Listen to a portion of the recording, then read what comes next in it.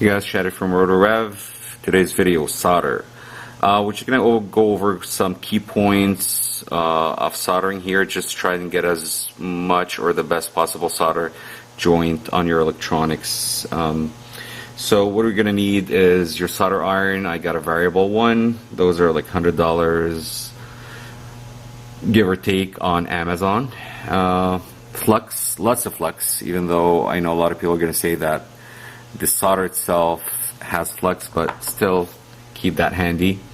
Different sizes of tips to go with that, depending where you're soldering and the size of the tabs that you're going to be working with, and obviously your solder that you're going to use.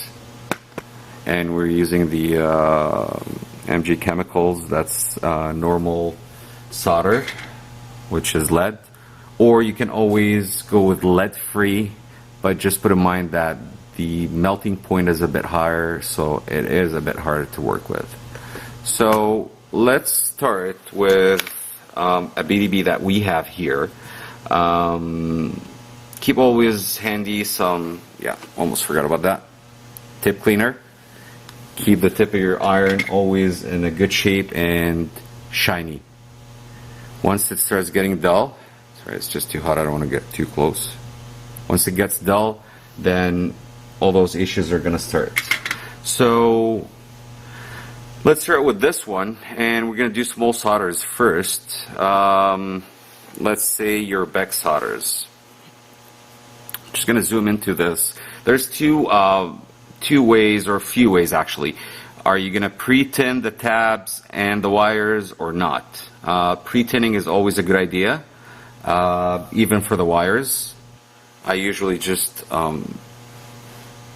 that side of the wire, let's see here, I would just dip it in some flux here that I just have here and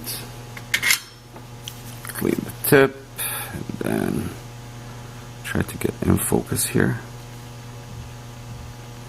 Set. So you get that to be tinned, pre-tinned, and so on. For the tabs themselves, we're just going to start zooming now so we can start working with it. So you have the option of pre-tinning your tabs, and here comes the flux. So I would just always add some flux on the tab here. Not a lot. This is no clean flux, so you don't really need to clean it, but anyway, I'll wash all those with alcohol when I'm done. So if you go for pre-tinning, just to make sure you get a good flow of the solder, I would just put a tiny bit of solder on the tip. Make sure good contact and flow. So again, get your tip after you just clean it with the tip cleaner. Just add a very tiny bit of solder here. Then you would just touch the tab or the pads first and then flow your solder. So next, since I'm just having this tip size, let's try and do other type of solder, which is on a flight controller, something smaller. So let's try and focus on that thing.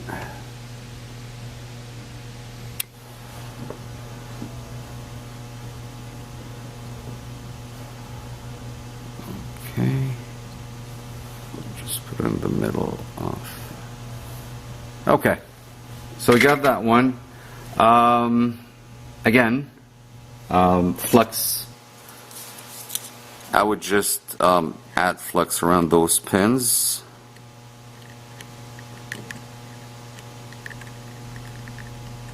Just make sure you don't overdo it, because you're going to have to clean all that. Okay. And I'm using the same size of the tip on that one. So again, the same concept. I would just add a little bit solder to the tip. In this case, you're gonna have to be really minimal. And I would first again touch that, make sure I'm touching both, sorry. And flow it.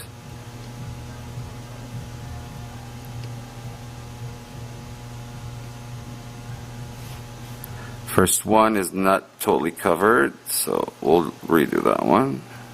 Here we go.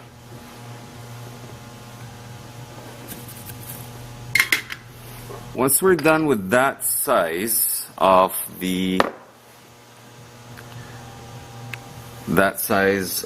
solder tip, so let's go for a bigger gauge of wire, maybe like 18, 20, or yeah, something like that, which is an ESC wire. Again, pre-tin or not. Again, the thing is, with larger tabs and pads like those, you can see those little holes. These are vias, and you really need the solder to seep all the way, so it actually, you got a really good contact. So pre-solder on those is a good idea versus the ones that doesn't have vias on them. Not necessarily. So what I'm going to do is I'm just going to swap the tip and go for a bit larger one, so I have more surface area, and this way the solder comes up cleaner. Okay, and for this one I'm probably gonna bump the temperature to 380, and I am going again to add flux here. Just make sure not to go too much.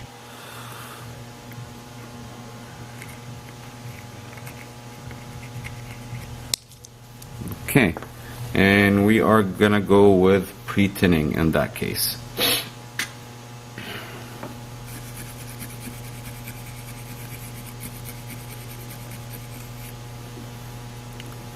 Okay, let's zoom into that a little bit.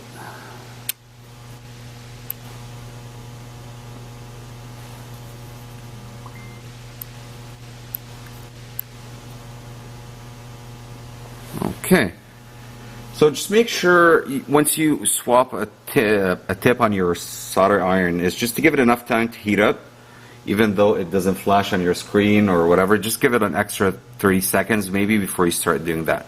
So there's two ways of pre-tinning such bigger tabs. Either you fill your tip and then you just apply it, or place it and then place your solder, or a mix of both. So I personally always like to pre-tin it a little bit, that much, and then I would just go over it and cover it. So you had enough heat applied that you think the solder actually did move through the vias and everything, and at the same time you didn't expose the board to a lot of heat, because that's again one of the issues, that you do the solders at the same time without proper cooling to the board, you might end up actually busting one of the components. So that's the way of doing it. And always, if you find yourself having a problem, always add more solder next time to the tip, and then just apply it, cover it, make sure it just covers everything, and then you know that you got a good pre-tin. Okay, so your next step, you have your pre-tinned wire, ESC wire for example, and so the next step is just actually soldering on the tab, and that's it. Some solder on the tip of your iron again, and you apply, make sure all melted in. That's it. To something bigger, something like soldering this into one of those. Again, flux is a big thing. I'm just gonna have to swap the tip on that one because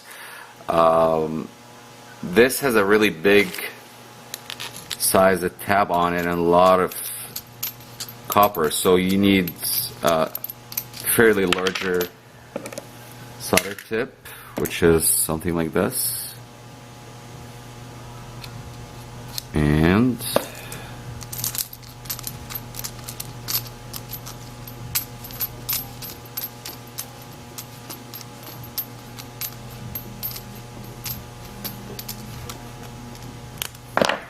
well, this is heating up. So back to the flux again. I would make sure that I'm covering all that with flux. The inside, the outside as well. So we have this, the way it is now, ready to solder. And we have a large solder tip. Then you would probably need to put your solder pretty close. Yeah, you got enough solder here. Because you're going to need a lot to fill that tip to overflow and make sure it actually seeped all between and did the full contact. So, again, I'm just filling up the tip, solder. This is how much there. I would let it flow. Contact is really important. You can see that the amount itself actually is less because some of it seeps between the contacts inside the hull. So this is done. I usually, when I have such a really big solder tip and a lot of heat, I tend to cool down a little bit between the two joints so the board doesn't really again overheat. So let's do that one. Again, let's just fill up the tip, less than the first time. And do a contact.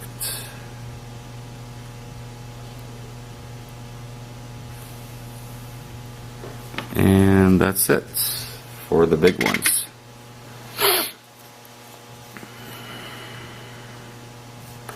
Once you're done with all your solder, make sure everything looks shiny and clean. There's no cold solder points or whatever. I usually go with the alcohol, the 99% alcohol. You can get it from Rexall or Shoppers or whatever, and then just give it a good clean. Just zoom out of this.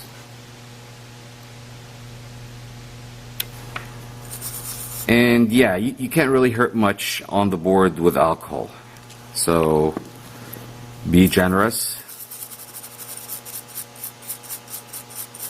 Unless you got sensors, of course, or something like that that has a hole in it that you know alcohol might, or like a buzzer or something. Don't do that with buzzers and similar items. And let it dry, and that's it. Once you're done with that, your next step, I guess, since we're in winter, is waterproofing it. So for that, you can always go with something like conformal coating. That's silicone in that case. That is the most recommended to work with electronics, and it's pretty cheap. It's like 15 bucks Canadian for 55 mils. So you can actually, that should last you the whole season for multiple builds and whatnot. Once you're done, first thing is just warnings. That stuff smells really bad and it's really harmful. So make sure it's like well ventilated, as they tell you, so you know that you're not really inhaling much of that thing. And then start covering your board, and preferably after you do the solder joints and everything. I usually try to focus around points that I know there is current coming in or going out, high current or any current. So I go around the regulators, for example, capacitors here, cover that well.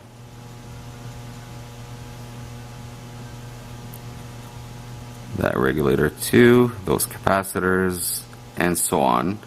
Once you got those soldered too, you could cover the solder points. A lot of people use 2 coats. Let that one dry for like 4 or 5 hours, and then just apply another coat. After you're done, you could always inspect your conformal work or job by applying UV light to it, and you'll see how much is covered. So as you can see here, these are the parts that is covered. Let me tilt it a little bit. And it seems to be enough for that area as a one coat. But again, if you would like to apply another coat after like 4 or 5 hours, then by all means, that shouldn't hurt. Again, make sure that this is dry before you even partner it up, and also check if there's any component that should not be covered by conformal coating, which is sensors like altitude sensors or buzzers and whatnot. But other than that, most of the components, or yeah, you can cover even LEDs. That's just, it's gonna shine through. And yeah, that's it for today. Thanks for watching, and see you into another video.